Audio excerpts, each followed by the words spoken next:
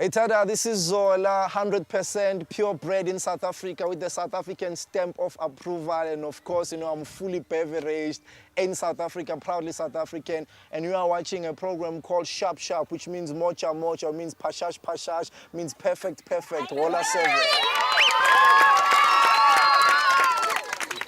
Yeah. Now, would I be correct in assuming that Tupac played a big influence on you, inspiration? Oh, the life that Tupac lived played an inspiration. Him as a man, I don't know him. The stuff that I never met him, the stuff that I read about him, the stuff that I saw on DVD and back then in the tapes about his documentaries and that beautiful book called Rose on the Concrete. Those are things that gave me an insight of what kind of a man he was and how he died, how he lived his life, how his mother was an active member of the Black Panthers, and how that, in a way, related to my life from when my mother was politically active to how she lived and how she was pregnant with me right in the heart of 76. Now she gave birth to me in 77, and how I lived a miserable life, how my father left me, how I grew up hard, and how I had fights with my mother when I was 17, 18, because I was a teenager, and how I struck it gold, and how me and my mother reconciled and healed, and how I became a voice of the nation. I understand what Tupac went through because I went through exactly the only experience I even had that he had is that I haven't been killed yet, right? So I feel him, I understand him, and I also understand that he could not sing about swans in a park. He could not sing about the beauty of how some Western books portray life because he grew up on the concrete and he was a rose. He grew up hard and I'm going through the same thing, right? And even worse in my country, I can never have the money that he had. But he also taught me that sometimes it's not about money. It's about letting it out and be fully used before you die, right? So he used all of his energy. He was there, he fought every day. He fought politically, he fought spiritually, he fought socially. So even though he was a brother from another country, but what he was is like in direct parallel with what I go through every day of my life. Therefore, I feel him. I feel his pain, I feel his joys, and I feel what he was trying to achieve. And he was in a struggle. And a struggle is something that you never achieve. It's something that you fought until you die. Therefore, I shall also fight until I die. Him and I are birds of the same feather. It's just that I'm still here and he migrated. If I look at certain music genres, like in the hip-hop, a figure like Tupac, in the reggae, a figure like Bob Marley, would I be pretentious if I assumed that within the Kwaito you assume that role? I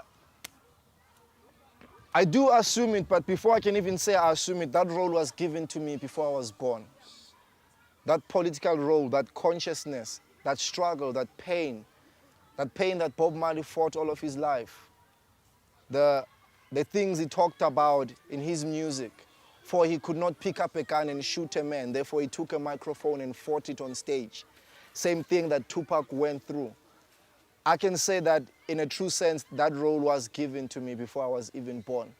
And it's something that I'm supposed to take it all the way for the rest of my life and hope that before I die, other kids will pick up after me and take the same role and move on until whatever the powers that be truly understand what we are trying to talk about. Both of these great men died tragically young death. There's something messianic in looking at both of them. Are we talking about Kwaito music as the music that will give us a South African Messiah?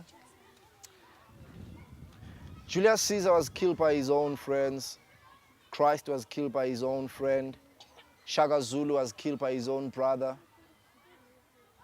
Tupac's death remains a mystery. Bob Marley's death, I'm still trying to figure out up to now. And I do not wish to follow a legacy of that I'm gonna die. But I know that that's the way of the flesh. But while I'm living, I'll be preaching and I'll be singing. However, being a God servant is something that I very much like to do. But I cannot necessarily say that there's a Messiah in me, right? I may be a voice that maybe I might have inherited it from Bantu Stephen Biko and Ngenge and Tsietsi and Martin Luther King and Malcolm X and the Mahatma Gandhi.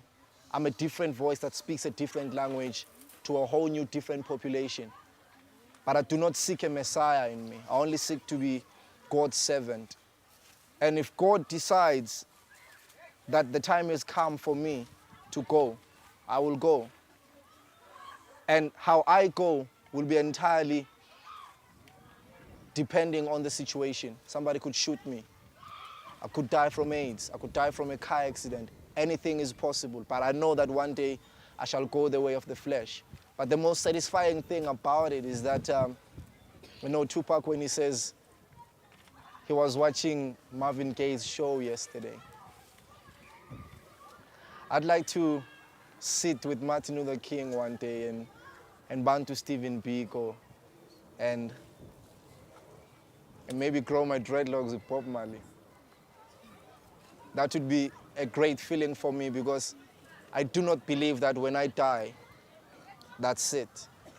I believe that when I die, I move to a greater power, a position which I was born for. The whole life, whether I live for 70 years, is nothing more than a test. The longer I live, the longer the test is extended. But there's a life after this, and that's exactly where I'm going. And if they decide to write books and movies about us, it will be great because they will push on the legacy that we tried to teach. But we only got to a situation of teaching because us ourselves were taught.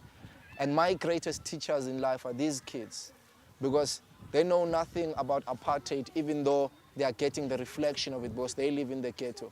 But they get a better chance than me. And if they ever tell the stories that I try to tell, they will tell them better. They will become better individuals than I am. So every day, a new generation will work towards cleaning the mistakes of the past and creating something new. What I'm doing almost has got nothing to do with the present. It's got something to do with the future, which unfortunately I won't be there to see because I'll have to move on. That's the way of life. And why I wear a 7 on my neck every day is based on a simple fact that if you follow your Bible, right, you'll see that God works around the number 7. The alphabet itself, G for God, is the 7th alphabet. The Israelites circulate Jericho 7 times and the walls crumble. Christ is killed on the 6th day and he rests on his grave. The first day he rests on his grave is the 7th day. God creates earth and man and then he rests on the 7th day.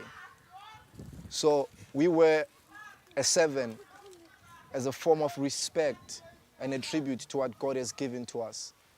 And I could wear it in gold, and the reason why I wear it in silver is because Christ was sold with silver coins. So for us, it's a very tense spiritual thing that I cannot explain.